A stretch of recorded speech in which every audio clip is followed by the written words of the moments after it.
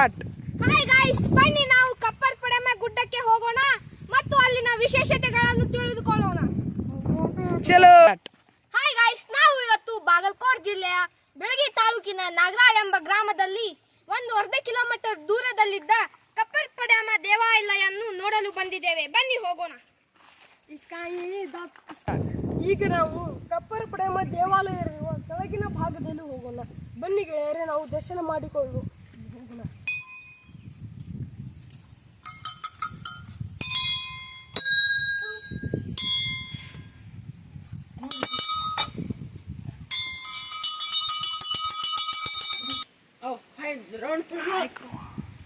ಕಪ್ಪು ನೆಲೆಯಲ್ಲಿ ನೆಲೆಸಿರುವೆ ಕಪ್ಪರ ಪಡೆಯಮ್ಮ. ಈಗ ನಾವು ಮೇಲಿನ ಭಾಗವನ್ನು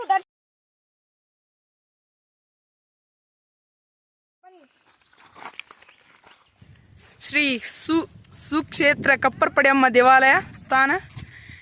ಈಗ ನಮ್ಮ ಎಲ್ಲ ಸ್ನೇಹಿತರು ನಾವು ಮೇಲಕ್ಕೆ ಹೋಗುತ್ತಿದ್ದೇವೆ. ಬನ್ನಿ ಹೋಗೋಣ ಸ್ನೇಹಿತರೆ.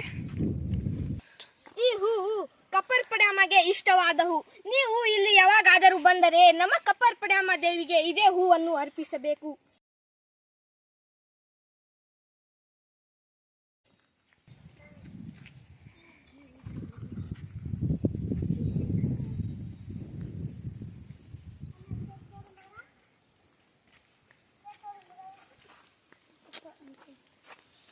ನೋಡಿ, ಗುಡ್ಡದ ಮೇಲೆ ನಿಂತ್ರೆ ನೀರು ಬರುತ್ತಿದೆ. ಬನ್ನಿ ಹೋಗೋಣ, ನೋಡಿ ಬನ್ನೋಣ. ಬನ್ನಿ.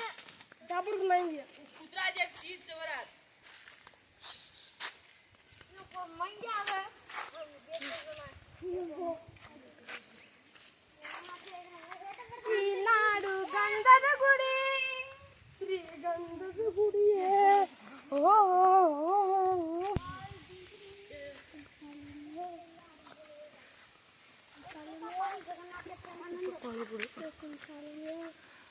ಗೆಳೆಯರೆ, ಈಗ ನಾವು ಕಪ್ಪರ ಪಡೆಮದಲ್ಲಿರುವ ಮೇಲಿನ ಭಾಗಕ್ಕೆ ಬಂದಿದ್ದೇವೆ. ಬನ್ನಿ ನಾವು ವೀಕ್ಷಿಸೋಣ. एक मिनट.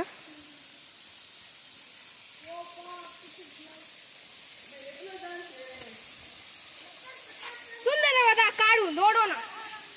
ಇದು ಕೆಳಗಿನ ಮೇಲಿನ ಭಾಗದಲ್ಲಿರುವ ಸುಂದರವಾದ ಒಂದು ದೃಶ್ಯ.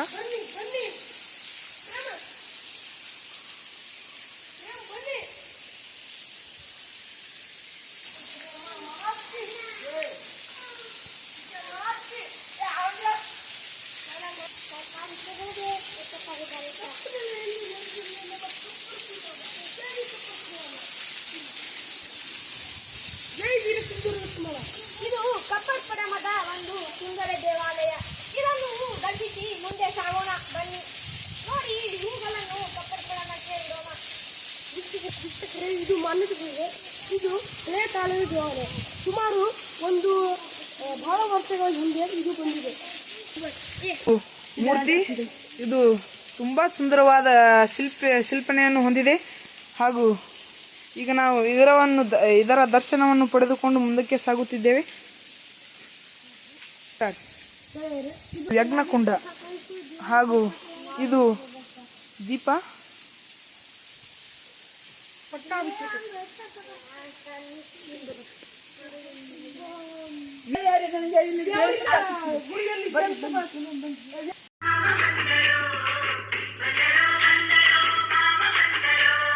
ಗೆಳೆಯರಿ, ಇವನು ಗುಡಿಯಲ್ಲಿದ್ದ ಜೇನುತುಪ್ಪ ತುಡುಗ.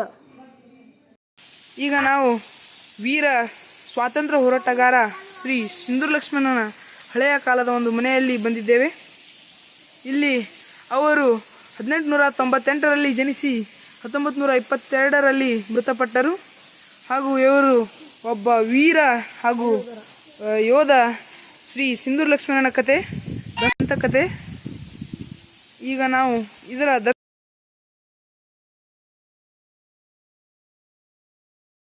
ದರ್ಶನವನ್ನು ಪಡೆದುಕೊಂಡು ಮುಂದಕ್ಕೆ ಹೋಗುತ್ತಿದ್ದೇವೆ.